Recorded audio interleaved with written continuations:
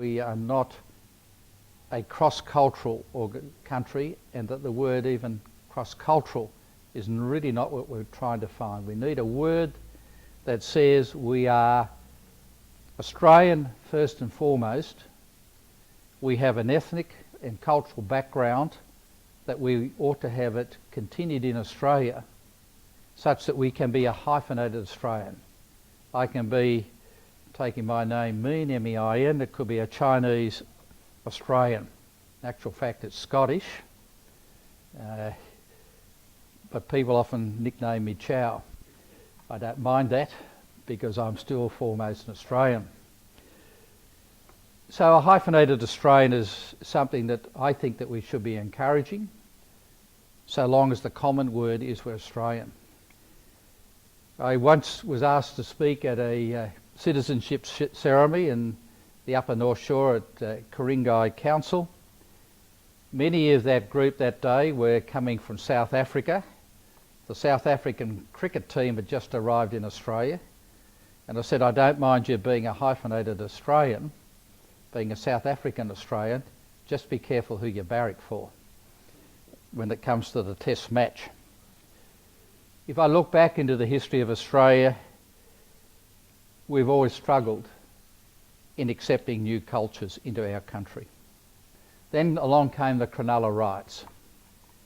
And in that time, we lost a church hall in Auburn. Auburn, whilst it wasn't a beach, so it wasn't one of the forefront riot areas such as Cronulla, Sans Souci and Maroubra, it nonetheless was one of the focus areas that the media were waiting for something to happen.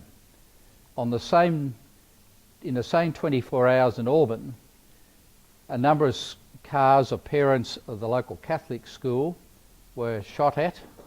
Fortunately, no one was in the cars, but it was damage to that and to the parents of kids at that school.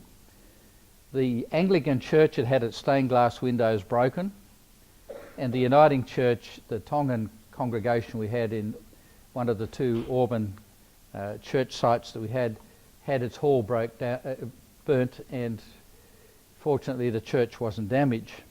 Ironically, back adjoining by a very narrow laneway was the local Muslim school, and all the PVC exterior piping, mainly for water, were all damaged by the fire.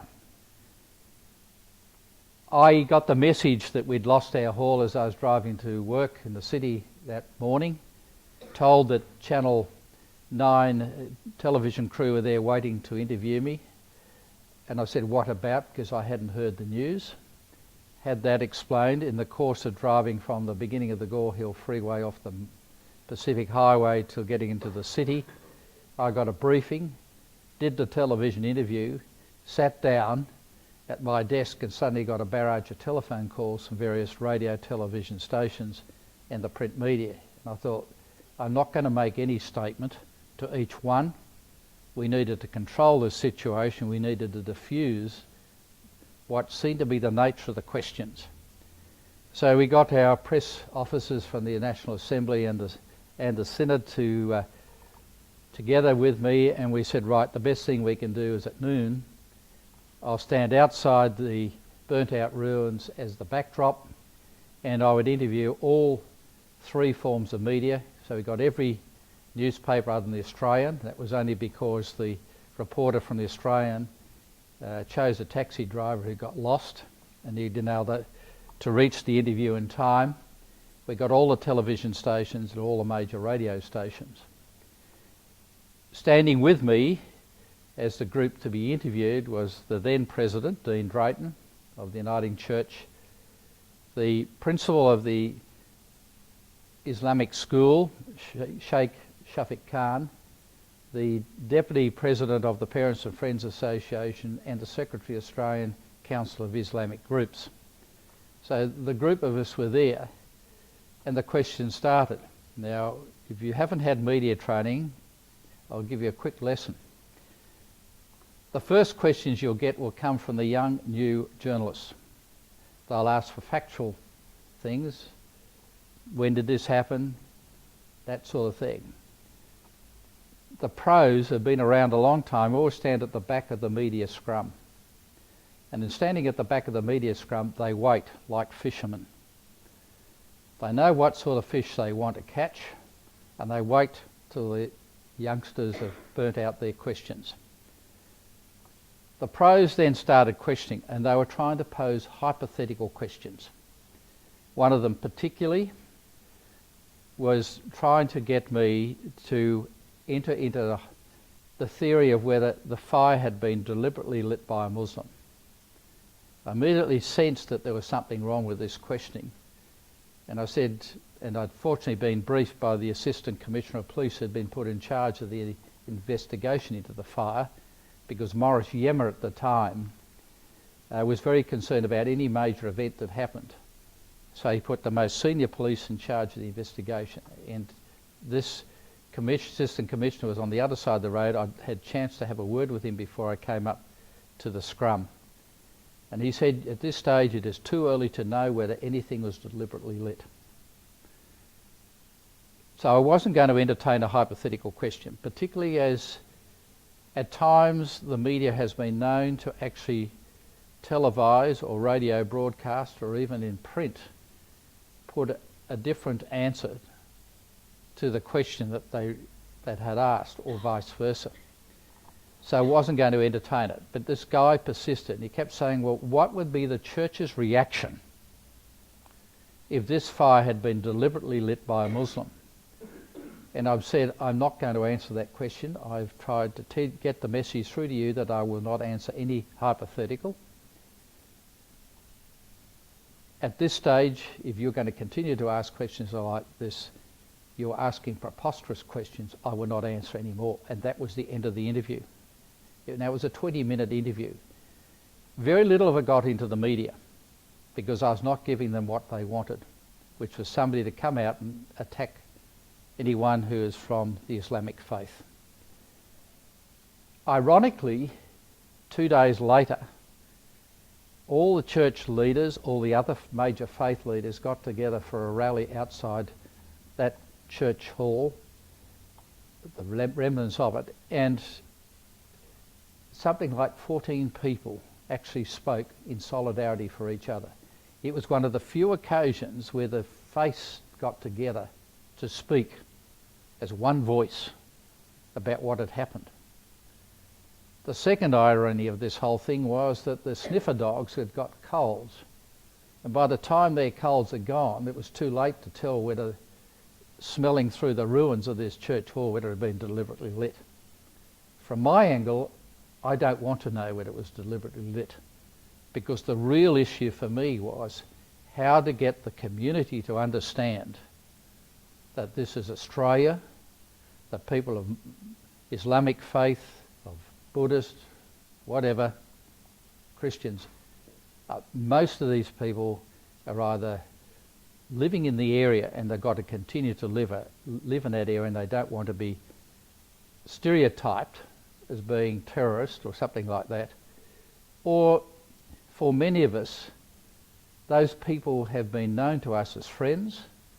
Quite a lot of them had actually been born in Australia, so they're just as Australian as everyone else that have been born in Australia. So why are they being discriminated? We heard regularly the word Islamophobic.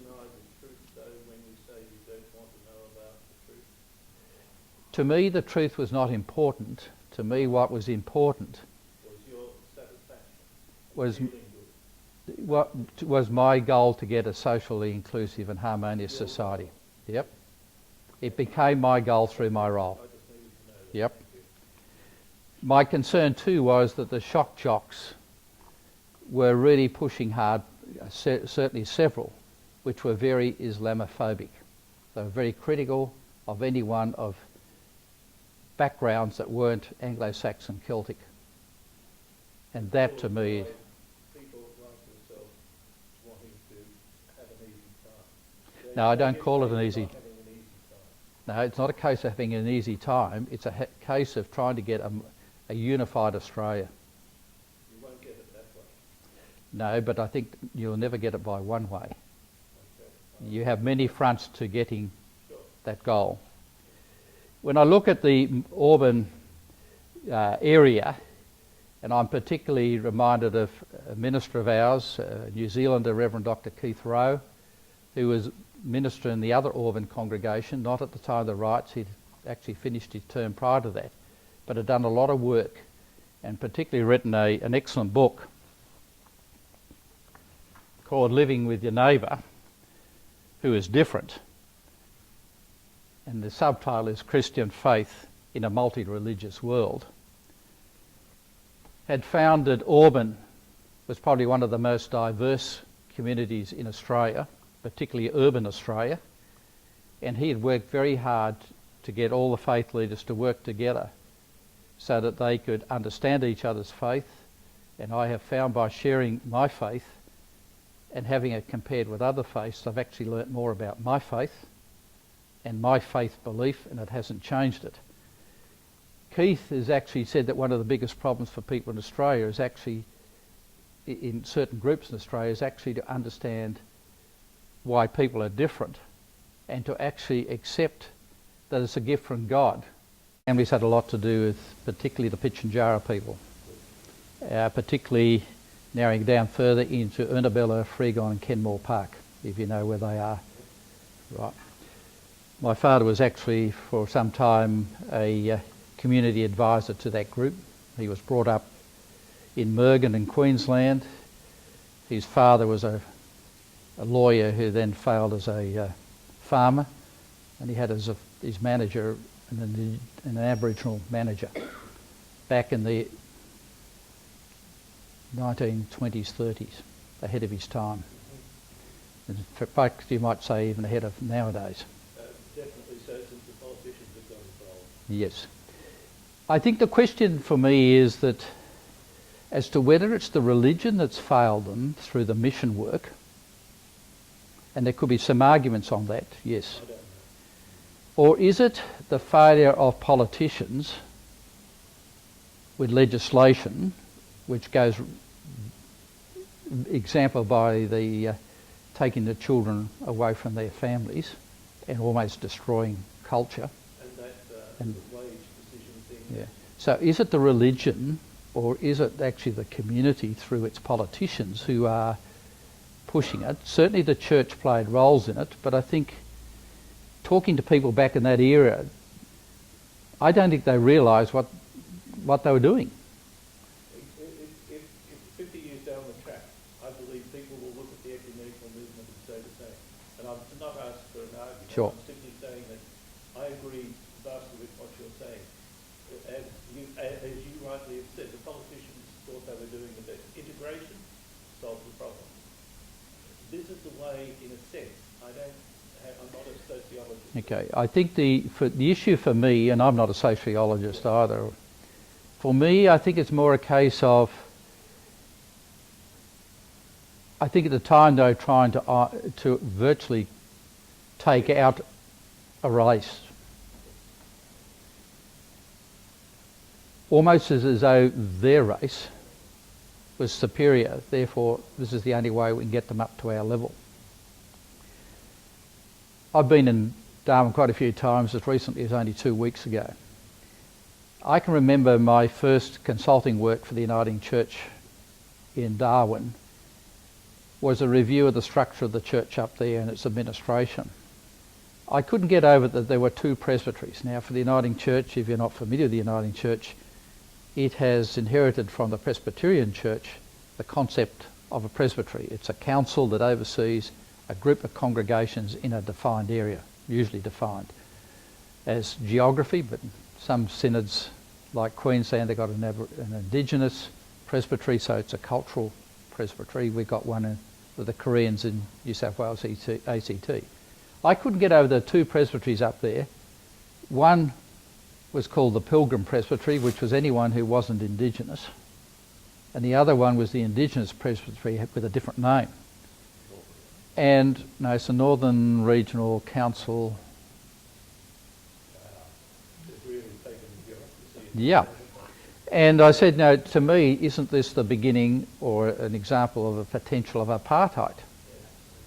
And I said this to the Indigenous leaders, And they said, no, Jim, we've actually asked for it this way. We recognise that where we are at in our spiritual development, we can't compete with the non-Indigenous people. What we would rather see, and this was actually happening, was that each Aboriginal and Islander minister was meeting on a regular basis to pray and to study the Bible and to discuss issues with one of the leaders, ordained leaders of the Pilgrim Presbytery. What they said is, when we get to a stage where we believe that we can then start doing this across both communities, no time envisaged, then we don't need two presbyteries. The synod can be one presbytery, but we're a long way from that. And this was the request of the Indigenous people. I thought, well, that's a take that I would never have thought. It's still going on, it's happening, the leaders to leaders, but it's still got a long way to go.